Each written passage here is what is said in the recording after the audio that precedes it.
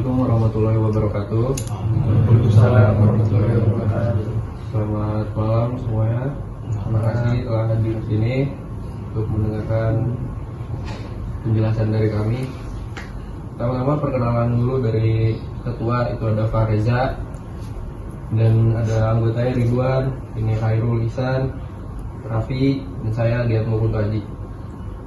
Nah, kali ini kami akan menjelaskan kolaborasi dalam penanaman nilai-nilai Islam sebagai bekal remaja menghadapi era digital. Nah, kami latar belakang dari kami bikin sosialisasi ini adalah di era digital saat ini remaja hidup dalam arus informasi yang sangat cepat dan terbuka. Mereka dengan mudah mengakses berbagai konten baik yang positif maupun negatif. Teknologi membawa kemajuan besar, tetapi juga menimbulkan tantangan serius bagi perkembangan moral dan spiritual generasi muda. Sebagai generasi yang paling aktif menggunakan teknologi, remaja menjadi kelompok yang paling rentan terhadap pengaruh buruk digital, seperti hoax, pornografi, kekerasan, serta gaya hidup yang jauh dari nilai-nilai Islam. Contohnya adalah seperti gaya hidup orang Barat yang terkadang terlalu bebas untuk kita yang hidup di timur. Untuk itu sangat penting menanamkan nilai-nilai Islam seperti kejujuran, tanggung jawab, adab digital, dan semangat belajar agar mereka memiliki fondasi akhlak yang kuat. Nilai-nilai ini berfungsi sebagai kompas moral agar remaja tetap berada di jalan yang benar dalam menghadapi tantangan zaman. Selanjutnya, Tujuan presentasi. Tujuan ke-1 yaitu menjelaskan urgensi nilai-nilai Islam dalam membimbing remaja agar tidak larut dalam pengaruh negatif dunia digital. Tujuan kedua yaitu menggambarkan bentuk kolaborasi antara keluarga, sekolah, masyarakat, dan tokoh agama dalam mendidik generasi muda. Tujuan ketiga memberikan contoh kegiatan konkret yang bisa dilakukan untuk menanamkan nilai-nilai Islam secara efektif dan menyenangkan. Terus tantangan era digital bagi remaja. Yang pertama yaitu konten negatif paparan terhadap pornografi, kekerasan, dan hoax dapat merusak pola pikir dan akhlak remaja bahkan sejak usia dini. Yang kedua, krisis identitas. Remaja cenderung membandingkan diri dengan orang lain di media sosial sehingga mudah kehilangan jati diri dan merasa tidak cukup. Yang ketiga, kecanduan gadget dan media sosial. Waktu yang dihabiskan berlebihan di depan layar mengganggu produktivitas ibadah bahkan kualitas hidup dan kesehatan. Yang keempat, kurangnya interaksi sosial sehat. Ketergantungan pada komunikasi digital mengurangi keterampilan sosial langsung seperti empati, adab berbicara, dan kepedulian. Selanjutnya, nilai-nilai Islam yang perlu ditanamkan. Yang pertama, kejujuran.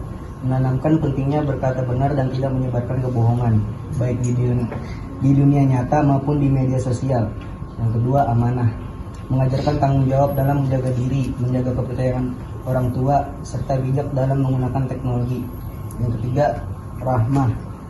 Menumbuhkan rasa peduli, empati, dan menghargai sesama, baik secara langsung maupun dalam interaksi daring. Yang keempat, ijtihad.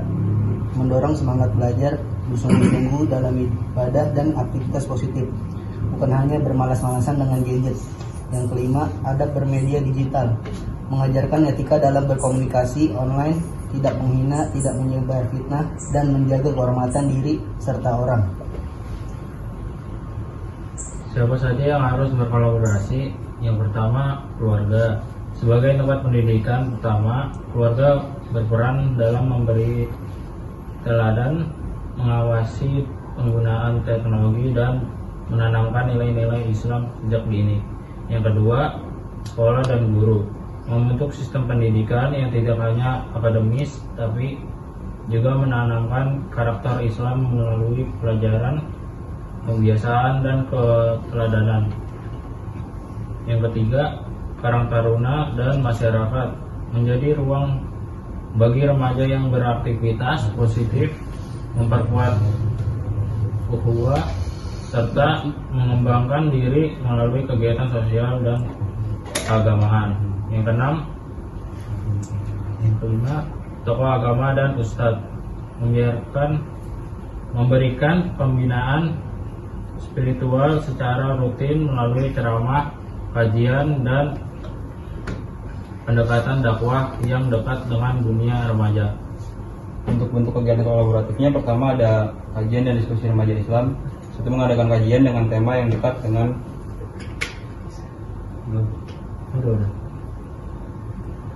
Untuk bentuk kegiatan kolaboratifnya, pertama ada kajian dan diskusi remaja Islam. Kegiatan pertama itu mengadakan kajian dengan tema yang dekat dengan kehidupan remaja, dikemas santai, interaktif, agar mudah dipahami dan disukai. Yang kedua ada workshop bijak bermedia sosial. Itu memberikan pelatihan tentang cara menggunakan media sosial secara islami, termasuk etika, komentar, menyaring informasi, dan membuat konten positif. Terus manfaat dari penanaman nilai-nilai Islam itu, manfaat pertama, remaja tumbuh dengan kepribadian yang jujur, bertanggung jawab, santun, dan memiliki adab dalam kehidupan sehari-hari. Manfaat kedua, nilai Islam, remaja tidak hanya taat ibadah, tapi juga peduli terhadap sesama dan lingkungan sekitarnya. Terus yang keempat, dengan bekal nilai-nilai Islam, remaja dapat menjadi agen perubahan dan menyebarkan konten positif dan inspiratif di media sosial.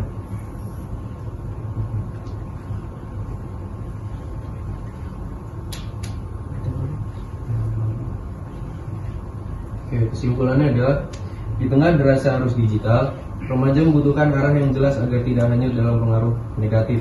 Penanaman nilai-nilai Islam adalah langkah strategis yang bukan hanya menyelamatkan mereka hari ini, tetapi juga membentuk pemimpin masa depan beriman dan berakhlak.